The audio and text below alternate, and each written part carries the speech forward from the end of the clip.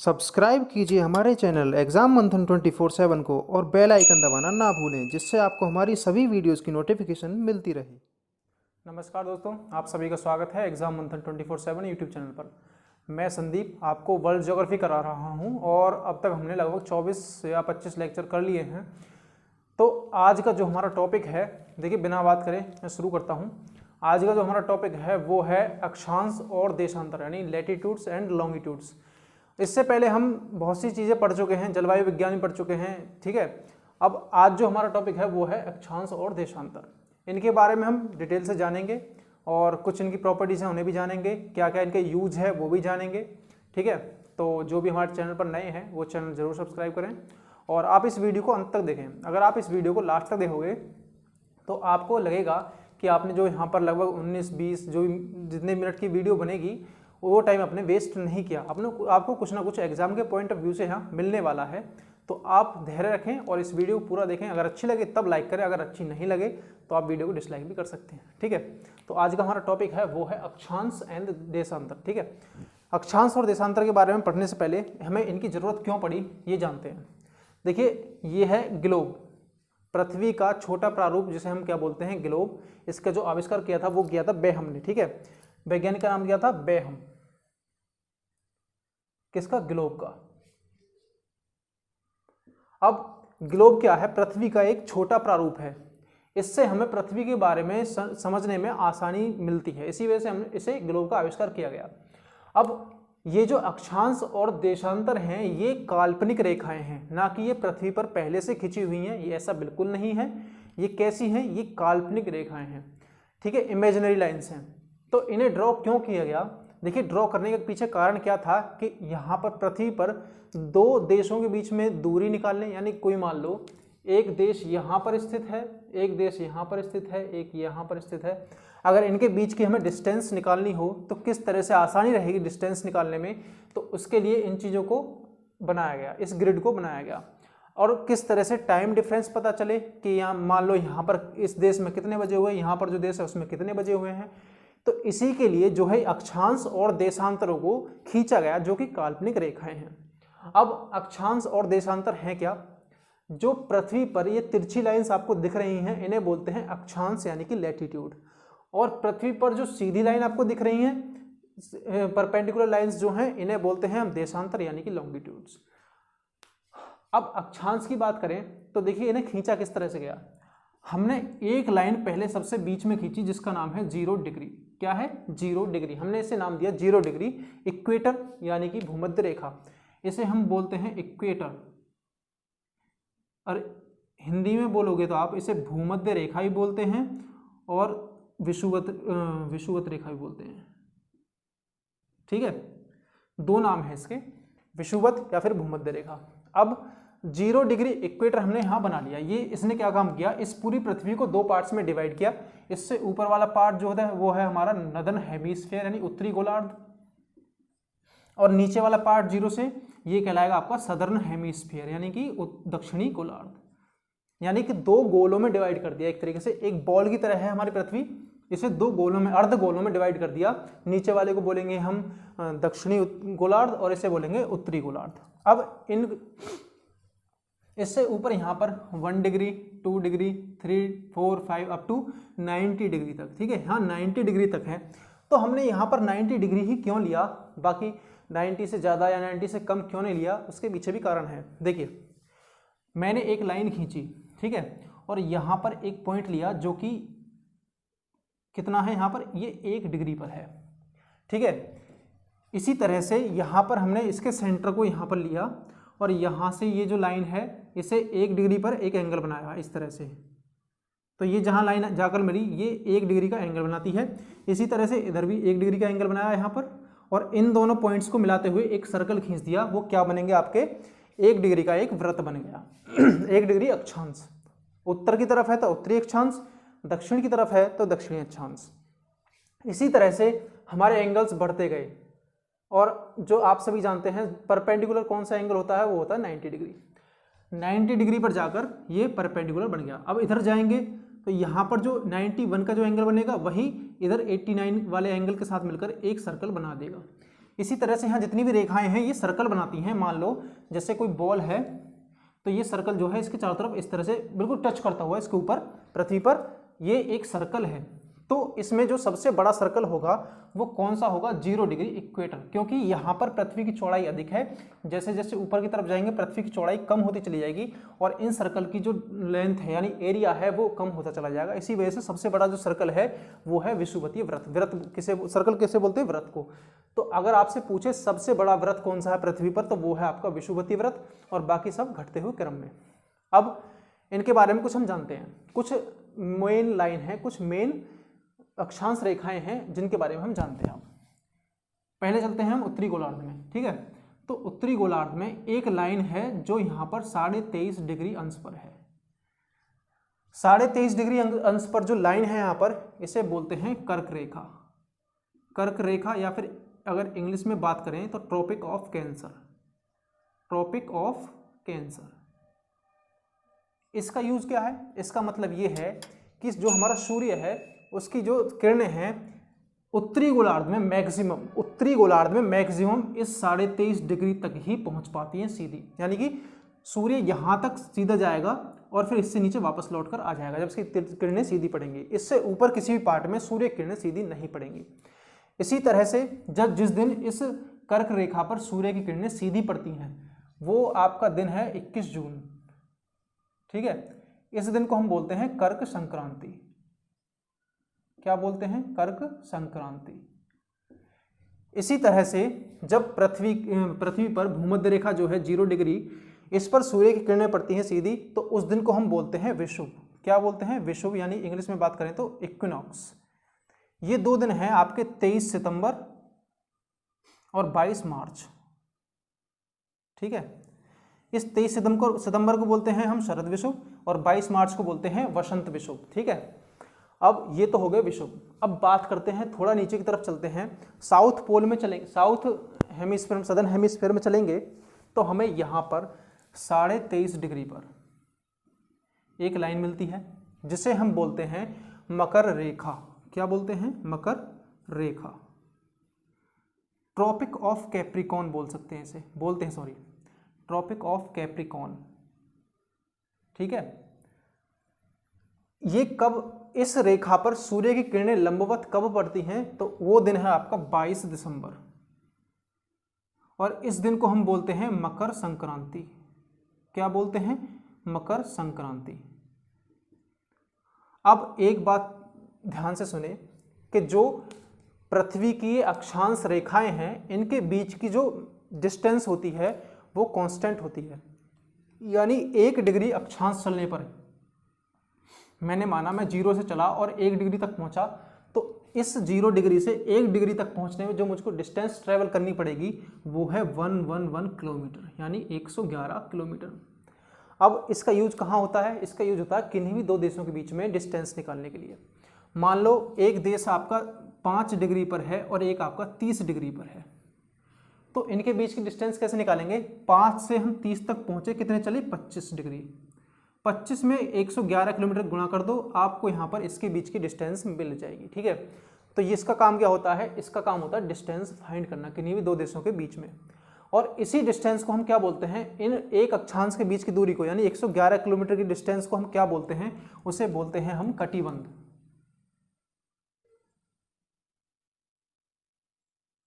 ठीक है, क्या बोलते हैं इसे हम? कटिबंध। ये तो होगी आपकी अक्षांश रेखाएं। अब बात करें, देखिए अक्षांश रेखाएं जो होती हैं वो पूर्ण वृत्त होती हैं। मैंने आपको बताया था ये लाइन पीछे ऐसे घूम के आकर यहाँ पर मिल रही होगी, ठीक है। इसी तरह से ये लाइन पीछे घूम कर आकर मिल रही होगी। अब आपसे अगर इनकी संख्याएं पूछने लग जाए तो आप इनकी संख्याएं कितनी बताओगे? तो संख्याएं आपकी देखिए, एक तो 0 डिग्री हो गई आपकी लाइन और बाकी 90 ऊपर और 90 नीचे। 1 मिनट हो गए, देखिए 0 डिग्री यहाँ पर एक लाइन, इससे ऊपर 90 अक्षांश है, 90, इससे नीचे भी 90 अक्षांश है। तो इसका मतलब टोटल जो अक्षांश होंगे 90 और 90 180 और 0 वाला 181 अक्षांश होंगे। टोटल अक्षांश आपके कितने होंगे? 181। अगर आपसे अक्षांश वृत्त या अक्षांश रेखाएं पूछने लग जाए तो आपको ये ध्यान देना है, यहाँ पर 90 डिग्री जो है, यहाँ पर ये सर्कल ना होकर, ना रेखा ना होकर, ये एक पॉइंट है। इसी वजह से इसे हम लाइन काउंट नहीं करते। अगर आपसे लाइन पूछे तो 179, क्योंकि 90 डिग्री साउथ और 90 डिग्री नॉर्थ ये दोनों हट जाएंगी और आपकी जो अक्षांश रेखाएं हैं वो 179 रह जाएंगी। ठीक है, ये तो हो गई बात अब अक्षांशों की। बात करें हम देशांतर की, तो देशांतर किस तरह से किस लिए बनाए गए। देखिए, देशांतर जो हैं वो आपके नॉर्थ पोल को साउथ पोल से मिलाते हैं, यानी उत्तरी ध्रुव को पृथ्वी के उत्तरी ध्रुव को पृथ्वी के दक्षिणी ध्रुव से मिलाते हैं।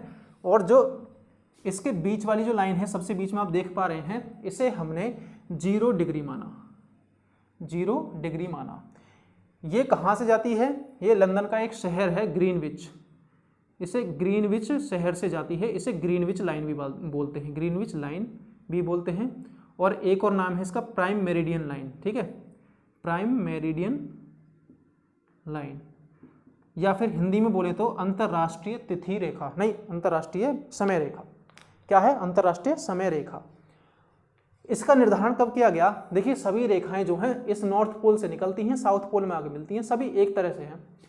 तो इसका मतलब क्या है, एक 0 डिग्री को फाइंड करने में, मतलब एक निर्धारण करने में एक समस्या आ रही थी। इसी वजह से 1884 में 1884 में एक सम्मेलन हुआ वाशिंगटन में, 1884 में एक सम्मेलन वाशिंगटन में हुआ। उसमें डिसाइड किया गया कि 0 डिग्री जो होगी लाइन वो ग्रीनविच शहर से जो जाती है उसे हम 0 डिग्री मानेंगे, यानी अंतर्राष्ट्रीय समय रेखा मानेंगे। और 180 जो डिग्री होगी, 180 डिग्री लाइन जो होगी उसे अंतर्राष्ट्रीय तिथि रेखा मानेंगे। अंतर्राष्ट्रीय तिथि में रेखा का मतलब, अगर मैंने इस लाइन को 180 डिग्री मान लिया तो इससे इधर वाला जो टाइम होगा, इससे इधर वाला टाइम डिफरेंस होगा, यानी डेट अलग होगी। इससे इधर वाली डेट जो होगी वो लेट होगी 1 दिन, और ये 1 दिन जल्दी होगी। ठीक है, यानी कि अगर यहाँ पर 21 तारीख होगी किसी भी महीने की, तो यहाँ पर कितनी होगी, 20 तारीख। ठीक है, ये हो गई अंतर्राष्ट्रीय तिथि रेखा। और अंतर्राष्ट्रीय तिथि रेखा जो है वो सीधी लाइन ना होकर के एक तिरछी लाइन है। क्यों, देखिए मान लीजिए वो कहाँ से पास होती है, वो तो एक तो प्रशांत महासागर से पास होती है। प्रशांत महासागर में द्वीपों की संख्या भी बहुत अधिक है, इसी वजह से मान लो ये 2 द्वीप हैं, ये 3 द्वीप हैं, किसी एक ही देश के अंडर हैं। अब अंतर्राष्ट्रीय तिथि रेखा आई और यहाँ से निकल गई, सीधी निकल गई, तो इसी देश में यहाँ पर डेट अलग होगी, यहाँ पर डेट अलग होगी। तो इसी चीज़ से बचने के लिए, इससे नुकसान क्या है इस डेट अलग होने से एक देश में, यदि देश में कोई भी घोषणा होती है तो उसमें दिक्कत आएगी। यदि मान लो किसी ट्रेन का समय निर्धारित 10 बजे, किसी तारीख में मान लो 21 तारीख में 10 बजे, तो यहाँ पर 21 तारीख होगी, यहाँ 20 तारीख होगी, तो इस वजह से कन्फ्यूजन हो जाएगी। तो इन्होंने क्या काम किया, इस लाइन को इस तरह से गुजार दिया। तो ये जो जितने भी कंट्री, एक कंट्री के सारे द्वीप हैं, ये एक ही डेट में आ गए। और मान लो यहाँ पर कोई देश है, उसका एक द्वीप यहाँ पर है, तो इसे हमने इस तरह से गुजार दिया। ठीक है, इसी तरह से इस 180 जो देशांतर है इसका निर्धारण किया गया, अंतर्राष्ट्रीय तिथि रेखा बोलते हैं इसे। ठीक है, और ये कहाँ से पास होती है, ये प्रशांत महासागर से पास होती है। और 0 डिग्री जो ग्रीनविच लाइन है, प्राइम मेरिडियन लाइन बोलते हैं, ये कहाँ से पास होती है, ये आपके अटलांटिक महासागर से पास होती है। अगर बात करें तो महाद्वीप की, अफ्रीका महाद्वीप और यूरोप महाद्वीप से होकर ये निकलती है। ठीक है, इनके बीच की दूरी को हम क्या बोलते हैं, जो ये देखिए कैसी जो व्रत हैं, ये कैसे व्रत हैं, ये अर्धव्रत हैं, यानी यहाँ से नॉर्थ पोल से निकले और साउथ पोल पर जाकर मिल गए, तो इसी वजह से एक तरफ खिंचे हुए हैं तो अर्धव्रत हैं। इसके पीछे एक और व्रत खिंचा हुआ है, यानी मान लो ये 0 डिग्री है तो इसके पीछे जो अर्धव्रत होगा वो 180 डिग्री का होगा, यानी कि दोनों का मिलाकर कितना टोटल होना चाहिए, 180 डिग्री। यदि ये 1 डिग्री लाइन है तो इसके पीछे जो ये वाली अर्धव्रत खिंचा होगा वो होगा 179, इन दोनों का मिलाकर भी 180 डिग्री बैठना चाहिए। ठीक है, ये हो गई आपकी अर्धव्रत है, सारी रेखाएं ये अर्धव्रत हैं। यहाँ पर पूर्ण व्रत थी, यानी कि एक टोटल कंप्लीट सर्कल था, ये यहाँ पर हाफ सर्कल है, सेमी सर्कल है। ठीक है, अब इनके बीच की दूरी जो है उसे बोलते हैं गोरे। क्या बोलते हैं, गोरे।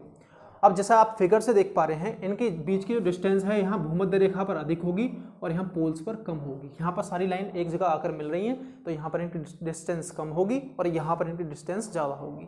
तो यहाँ पर जो होगी वो लगभग 111.7 किलोमीटर होगी इनके बीच की डिस्टेंस, और पोल्स पर जो इनकी डिस्टेंस होगी वो होगी 0 किलोमीटर, क्योंकि सारी रेखाएं आकर एक जगह मिल रही हैं, इसी वजह से यहाँ पर इनके बीच की डिस्टेंस 0 किलोमीटर होगी। ठीक है, अब भारत जो है वो किधर स्थित है, देखिए ये 0 डिग्री जो प्राइम मेरिडियन लाइन है, इससे इधर वाला जो पार्ट है इसे ईस्ट बोलते हैं, इससे इधर वाला बोलते हैं वेस्ट। यानी कि मैं कहूँ 82.5, जब भारत है 82.5 ईस्ट में स्थित है, तो इसका मतलब ये है कि हम 0 डिग्री से इधर चलें तो 82.5 डिग्री अंश चलने पर ईस्ट की तरफ, ईस्ट का मतलब क्या है, ईस्ट की तरफ 82.5 डिग्री चलने पर भारत की स्थिति यहाँ आ जाएगी। ठीक है, अगर मैं कहूँ 82.5 डिग्री वेस्ट, तो इसका मतलब क्या हुआ, 82.5, यहाँ 0 से 82.5 इधर की तरफ चलना पड़ेगा वेस्ट में, तो यहाँ पर जो भी देश होगा वो आ जाएगा। तो भारत की जो स्थिति है वो 82.5 ईस्ट है।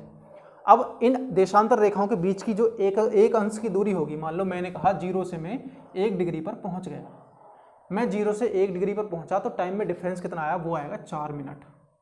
ठीक है, यानी कि जो 1 डिग्री पर देश होगा कोई भी और 0 डिग्री पर जो भी देश होगा, इन दोनों के टाइम में कितने मिनट का डिफरेंस होगा, 4 मिनट का डिफरेंस।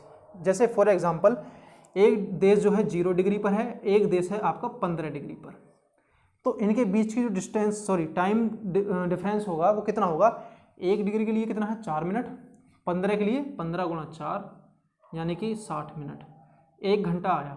तो इसका मतलब इन दोनों देशों पर, जो देश 0 डिग्री पर स्थित है और 15 डिग्री पर स्थित है, इन दोनों के बीच में जो डिफरेंस होगा वो 1 आवर यानी 1 आवर का होगा, 1 घंटे का डिफरेंस होगा। इसी बेस पर हम टाइम डिफरेंस निकालते हैं। ठीक है, अगर इंडिया की बात करें तो इंडिया कितने पर है, इंडिया है हमारा 82.5 डिग्री पर, 82 डिग्री, 82.5 डिग्री। तो इसका मतलब यदि हम इस 82.5 में 4 मिनट्स की मल्टीप्लाई करें तो आपका जो टोटल निकल कर आएगा वो आएगा 5.5 घंटे। ठीक है, कितना आएगा, 5.5 घंटे यानी कि 330 मिनट। इनकी गुणा करोगे आप 330 मिनट आएगा, अगर आप 60 से डिवाइड करोगे तो आपका 5.5 घंटे का अंतर आएगा।